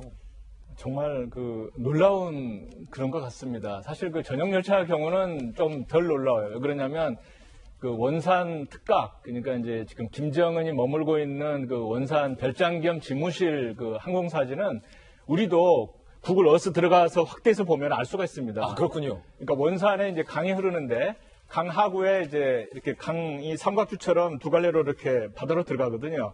마지막에 강이 갈라져서 들어가는 삼각주 끝이 원산 특각이고 한쪽은 동해, 이쪽은 강. 근데 이쪽도 이제 인공 연못을 만들어 가지고 이제 천연 요새로 만들었는데 그 연못 서쪽에가 바로 전용 열차가 닫을 수 있는 그러한 역이 또 건설이 되어 있습니다. 그러니까 인공위성으로 이렇게 보거나 정찰기에서 보게 되면 열차 정도는 이제 쉽게 찍을 수 있어서 저는 이제 거기까지는 이제 전용 열차가 원산 특각 옆에 있다. 김정은이 있을 거라. 여기까지는 저는 이해가 가는데 이 부축 없이 걷는 모습까지 확인됐다 하는 것은 정말 놀라운 거예요. 왜냐하면 저희가 이제 알기로는 뭐 인공위성 어떤 카메라 또 정찰기 카메라가 워낙 좋아가지고 이제는 그 차량 번호판 글자까지 식별한다는 이야기는 있었고요. 최근에 나온 소식을 보게 되면 그 정도가 요즘은 아니고 신문에 있는 그 큰 글씨 정도까지도 이제 사진으로 식별할 수 있을 정도의 이제는 그 카메라 기술이 가 있다 이런 거거든요. 그렇기 때문에 요즘 이제 계속해서 이제 원산 근처에 이제 뭐 이렇게 그 상공 바로 위는 아니겠지만 조금 이렇게 떨어진 곳에서도 카메라가 찍고 이제 인공위성이 계속해서 이렇게 돌고 있는 걸 보게 되면 아마 이제 김정은이 걷고 있는 모습은 쉽게 카메라로는 볼 수 있을 것 같아요. 그러냐면 혼자 걷는 게 아니라 지난번에 우리 정상회담 때 보면은 차량으로 이동할 때도 차량 옆에 양쪽에서 경호원들이 딱 거의 한 10명 정도가 뛰고 있지 않습니까? 그러니까 이제 김정은이 혼자서 걸을 때도 경호원들이 근처에서 예를 들어 수행을 하죠. 근접 경호를 하죠. 디귿자 모양으로 이렇게 간다든가 하는 게 있기 때문에 좀 특이한 그걸로 관찰은 될 수 있을 거라고 보지만 하여간 정찰 그 능력이 대단하다. 저희들 상상을 뛰어넘는 것 같습니다. 예. 위에서 보면은 이거 기러기 때야 아니면 경호원이야 헷갈릴 법도 한데 이걸 정확하게 봤다는 겁니다. 마침 조금 전 트럼프 미 대통령도 CNN 보도는 매우 부정확하다라는 얘기를 한 것으로 지금 미국 현지에서 저희들이 지금 확인을 했고요. 북한의 내부 사정을 잘 아는 전직 고위 외교관 출신의 고영환 씨는 저 원산에 별게 다 있다라고 얘기했습니다. 들어보시죠. 팩스든가 특수전화기든가 보안선이든가 이런 것들이 다 구비가 다 돼 있고요. 유사시에 군부를 통제할 수 있는 지하 시스템이 있다고 보는 것이 맞습니다. 그럼에도 불구하고 김정은의 건강과 관련해서 원산에서 모종의 시술을 한 가능성에 대해서도 미국 현지 정부 통해서 이야기가 나오고 있습니다. 위독까지는 아니더라도 모종의 시술, 그냥 자가격리 차원이면 뭐하러 저기까지 가서 자가격리하냐라는 거죠. 미 행정부 관계자가 또 저희 동아일보 기자에게만 귓속말로 이런 얘기를 해줬습니다. 야, 동아 기자야, 그 김정은이 치료를 받았음을 뒷받침하는 증거가 우리한테 있어. We got the proof 라고 얘기했죠. 우리는 증거가 있어. 뭐? 김정은이 치료를 받았다. 이거를 딱 또 말해준 거예요.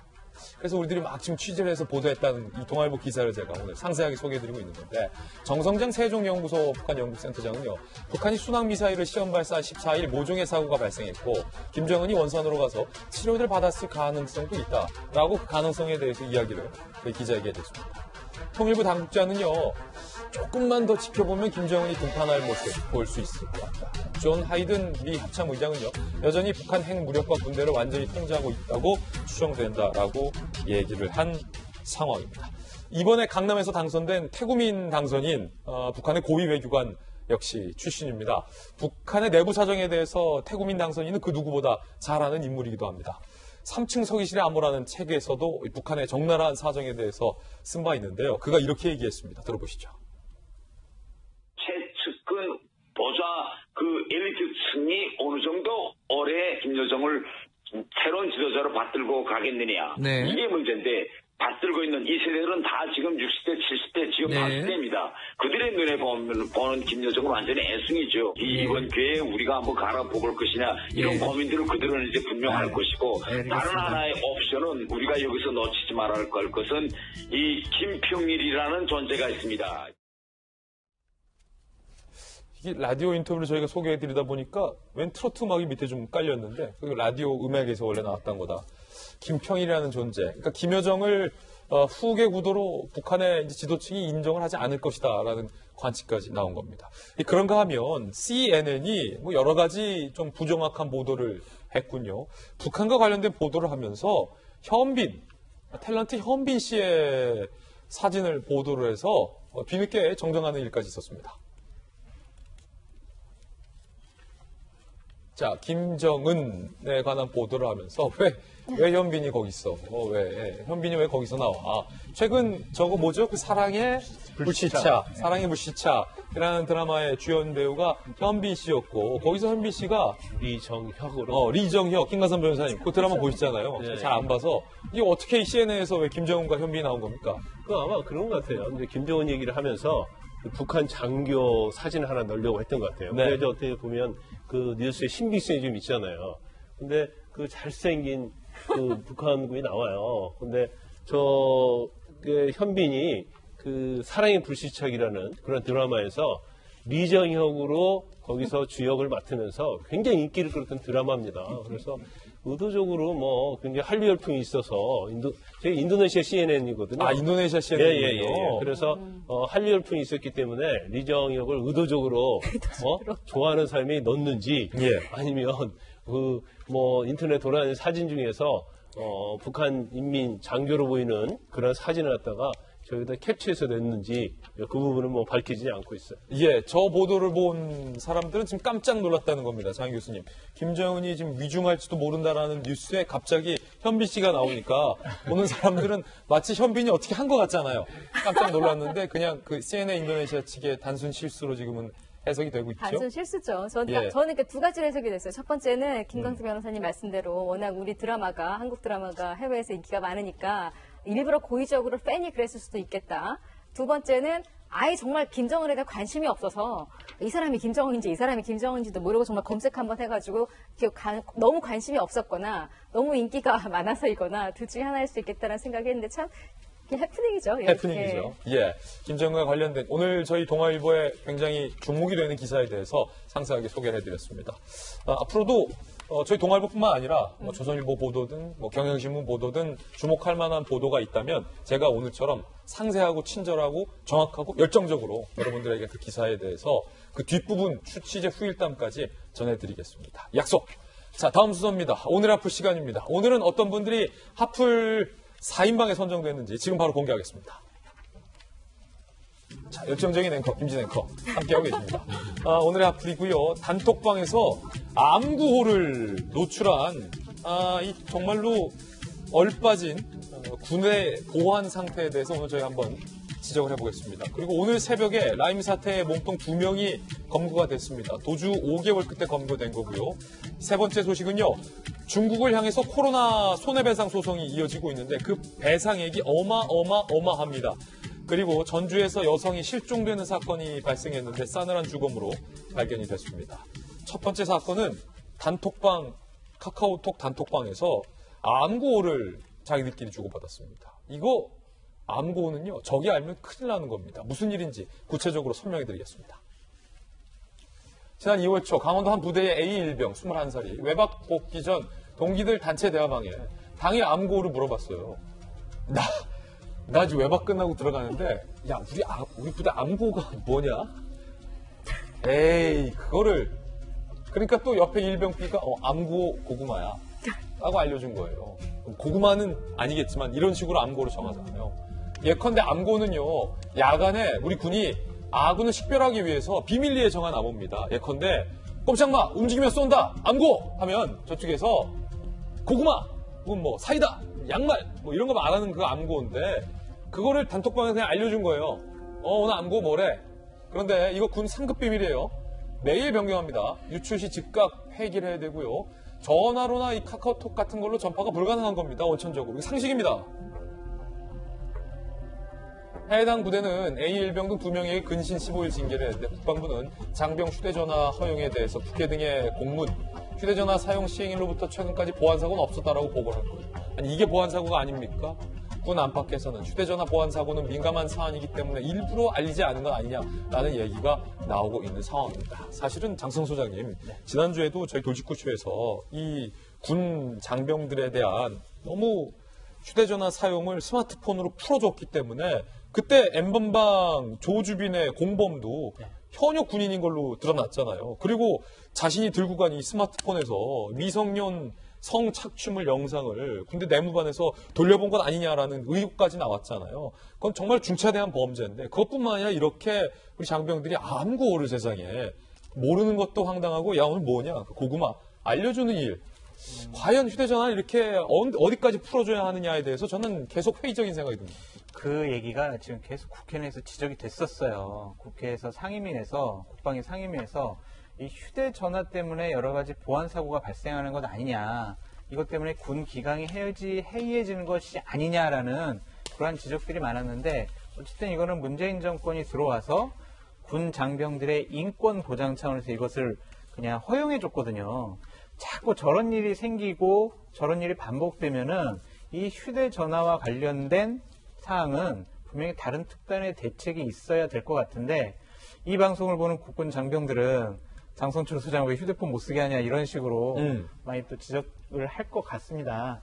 하지만 군대의 생명은요 비밀 유지를 하는 거예요. 그럼요. 저런 상급 비밀이 만약 나가고 또한 적에게 해킹당하고 이러면은 군부대 자체가 위험해지지 않습니까? 네. 그렇기 때문에 이 부분은 올해에도 지속적으로 문제 제기가 돼야 되고 대처 방안, 대안이 마련돼야 된다라는 생각이 듭니다. 예, 사실은 군 법무관 출신이십니까? 군 장교 출신이십니까? 네, 김관삼 병장 군 장교 출신이잖아요. 네. 아니 이거 뭐 저도 육군 병장 출신이지만 병장이나 장교가 봤을 때는 이거는 뭐 상식적으로 말이 안 되는 얘기예요. 암고를 모르고 카톡에서 암고를 굉장히 오랜만에 들어보네요. 근데 이 암고 자체가 굉장히 국가 보안은 중요한 거예요. 그건 상급 비밀이고 아까 지금 암고했는데 원칙적으로 전시 상태일지 긴급 사태에서는 사실은 총으로 사결하기도 있잖아요. 그래서 사살도 상관이 없는 거예요. 그 정도 암고는 중요한데 이 암고는 매일매일 변경이 되잖아요. 그럼에도 불구하고 저걸 단체 카톡이라는 데서 서로 주고받다는 것 자체는 사실 이제 카톡이랄지 그런 것들은 굉장히 그 해킹에 약해요. 그래 만약에 위급한 상황이 있어서 뭐 북한은 또 해커로 인해서 1년에 벌어들인 돈이 뭐 조 단위가 넘는다고 그러잖아요. 뭐 언제든지 해킹당해서 결국 군사의 어떤 기밀이 뚫릴 수 있는데 저건 이제 그날의 암고, 그러니까 암고는 뭐 바뀌잖아요. 그래서 그나마 다행이지만 좀 더 중요한 비밀들이 우리 어떤 휴대폰에, 군 휴대폰에 돌아다니고 있지 않느냐. 그런 부분이 좀 염려스럽습니다. 예. 자, 두 번째 하풀 사연인데요. 라임 사태 몸통 2명이 도주 5개월 끝에 어젯밤에 검거가 됐습니다. 어제 경찰 서울 성북구에서 라임 자산운용 사건 핵심 피의자 김봉현 전 스타모빌리티 회장과 이종필 전 라임 부사장을 검거했습니다. 두 사람이 같은 빌라에서 함께 은신을 하고 있었습니다. 라임 자산운용 사건은요. 투자자에게 펀드가 부실하다라는 고지를 하지 않고 판매를 하다가 결국 판매를 중단한 사건이고 피해액이 1조 6천억 대의 사건입니다. CCTV 확인 결과 김봉현 회장은 외출 시에 검거망을 피하려 택시 7, 8차례 갈아타는 등의 용의 주도함을 보이기도 한 상황입니다. 야, 이게 5개월 도주했는데 이 라임 사건 검찰이 지금 수사하고 있는 사건이잖아요. 네. 변호사님, 몸통 2명이 서울 성북구에서 붙잡힐 줄은 상상 못했어요. 네. 한때는 뭐 강원도에 뭐 놀러 가는 게 발견됐다 뭐 이런 보도까지도 있었는데요. 정말 어떻게 보면은 주범이죠. 주범 두 사람이 뭐 10억, 20억 이런 식으로 이제 현금 챙겨가지고 이제 도주했다. 여기까지 해가지고 계속해서 이제 뭐 피해자들 비롯해서 언론에서 찾고 있었는데 같은 빌라에서 이제 은신하는 게 한 사람은 외출 중에 검거가 됐고 그 사람 잡고 빌라 들어가 보니까 또 다른 사람이 이제 검거가 됐고 그동안 이제 피해자가 사모펀드지만 한 4천 명에 이르고요. 이게 일반적으로 뭐 아름아름 뭐 뒷방에서 판 이런 펀드가 아니고 공신력 있는 뭐 금융 투자 회사라든가 금융기관에서 이제 팔아서 일반 피해자들도 뭐 공신력 있는 펀드로 알고 들어갔더니 나중에 보니까 뭐 환매도 안 되고 심한 경우는 그 100% 뭐 손실도 나고 정말 그 최근에 이제 금융 사기 사건 중에서 아마 가장 큰 그 황당한 사건인 것 같은데요. 이제 두 사람이 붙잡혔기 때문에 이 사건의 전모가 제대로 밝혀질 것 같고요. 그 다음에 이제 이것과 관련된 청와대 모 행정관이 이 사건에 대해서 조금 약간 뭐 움직임을 이 사람들에게 알려주고 그 도망가는데 그 사건을 은폐하는데 조금 도움을 준 이런 경우도 이제 행정관이 검거되고 했기 때문에 이제는 뭐 피해자들이 이제 보상을 받을 수 있는 그 어떤 사건 파악과 뭐 그런 쪽으로 이제 움직일 것 같습니다. 예, 그리고 이번 사건에서 청와대 전직 행정관이 구체적으로 무슨 짓을 했는지, 무슨 일을 벌였는지에 대한 검찰 수사도 분명히 이어질 것으로 보입니다. 세 번째 하풀은요, 줄있는 코로나 소송, 중국의 손해배상액이 어마어마하다는 얘기입니다. 지난달 미국의 한 법률회사가 중국 정부를 상대로 코로나19 피해를 주장했고 1만 명 손해배상 소송을 제기했는데 7,392조 원을 청구했습니다. 인도의 변호사협회는 손해배상 청구를 했는데 약 20조 달러, 이경 4,640조 원의 손해배상 청구를 했습니다. 청구된 손해배상액은 3경 2032조입니다. 경을 처음 보네요, 저는. 중국 외교부는 관련 소송은 악의적인 법남용이자 기본 법리 위반 행위다. 국제협력 반응과 배치된다라고 얘기를 했는데 미국과 인도의 이 손해배상을 한 주체들은 김영주 의원님, 이거는 우한 폐렴이다. 코로나19는 학계 명칭이지만 우한에서 나온 거다. 그렇기 때문에 중국이 책임을 져야 된다라는 주장이죠. 네. 그래서 결과적으로 중국 당국이 은폐하려 했고 초동에 미흡해서 이런 전 세계적인 피해가 왔다. 지금 코로나로 인해 가지고 230만 명이 죽은 이 상황에 대해서 무엇보다도 중국 정부가 책임이 있다. 이렇게 얘기함으로써 방금 언급이 있었습니다만은 미국의 플로리다주의 어떤 법원에다가 공식적으로 말하면 6조 달러에 관한 청구를 하고 인도 변호사협회도 또한 20조. 결국 중국의 GDP의 한 2배 못 미치는 말하자면 중국의 GDP가 1조 6천, 7천조 정도 되거든요. 1경. 그러니까 지금 벌써 그게 한 3경 2천조 가까운 돈이 되니까. 근데 이제 중국은 뭐 이 부분에 대해서 당연히 기본 법리 위반이다. 우리가 그렇게 속이지도 않았고 대응이 말하자면 미흡하지도 않았다라고 얘기하면서 사실은 이제 악의적인 법 남용이다 이렇게 중국은 대응하고 있습니다. 예. 그런데 소송은 이길 가능성이 별로 없어요. 왜냐하면 국제법상 국가 면제라는 게 있거든요. 그러니까 국가 어떤 행위 그리고 국가의 어떤 재산 자체는 사법 관할권으로부터 면제된다는 것이 이제 관행적인 국제법상 원칙이에요. 그렇기 때문에 저 부분은 아마 제가 상징적 의미는 있는데. 상징적인 의미로 그냥 소송을 한 거다? 예. 그렇지만 그 소송에서 뭐 이기기가 어렵고 또 이긴다 하더라도 사법관할권으로부터 면제가 되기 때문에 또 이걸 집행할 수가 없게 될 겁니다. 예. 자, 이번에는 네 번째 하필 사연인데 안타까운 소식입니다. 전주에서 실종된 여성이 싸늘한 죽음으로 발견됐습니다. 무슨 일이 있었던 걸까요? 지난 14일 전북 전주에서 34살 여성이 수년간 알고 지내던 지인 남편 31살 남성의 전화를 받은 뒤 외출을 합니다. 그런데 수년간 알고 지내던 지인 남편을 만난 이후에 연락이 끊겼다는 거예요. 34살 여성이 19일 경찰은 강력범죄 가능성을 무게를 두고 그 실종된 여성의 수년간 알고 지내던 지인 남편을 용의자로 특정했고 긴급 체포. 그런데 이 남성의 차량에서 혈흔과 삽등이 발견됐다. 자, 어제죠. 실종 9일 만에 이 여성이 숨진 채 발견이 됐고요. 시신 발견된 장소는 지난 15일 이 실종된 여성, 숨진 여성이 수년간 알고 지내던 지인 남편이 40분가량 머물렀던 것으로 파악이 됐습니다. 이 여성 실종 이후 이 남성은 모바일 뱅킹을 이용해 여성의 계좌 48만 원을 본인 계좌로 이체를 했고 300만 원 상당의 이 여성이 소유하고 있었던 귀금속을 본인의 아내에게 선물하기도 합니다. 이렇게 제정신이야. 경찰 관계자, 이 남성은 비논리적 답변을 하며 모르쇠로 일관 중 시신 발견됐으니 자백 없어도 협의 입증에 문제 없다.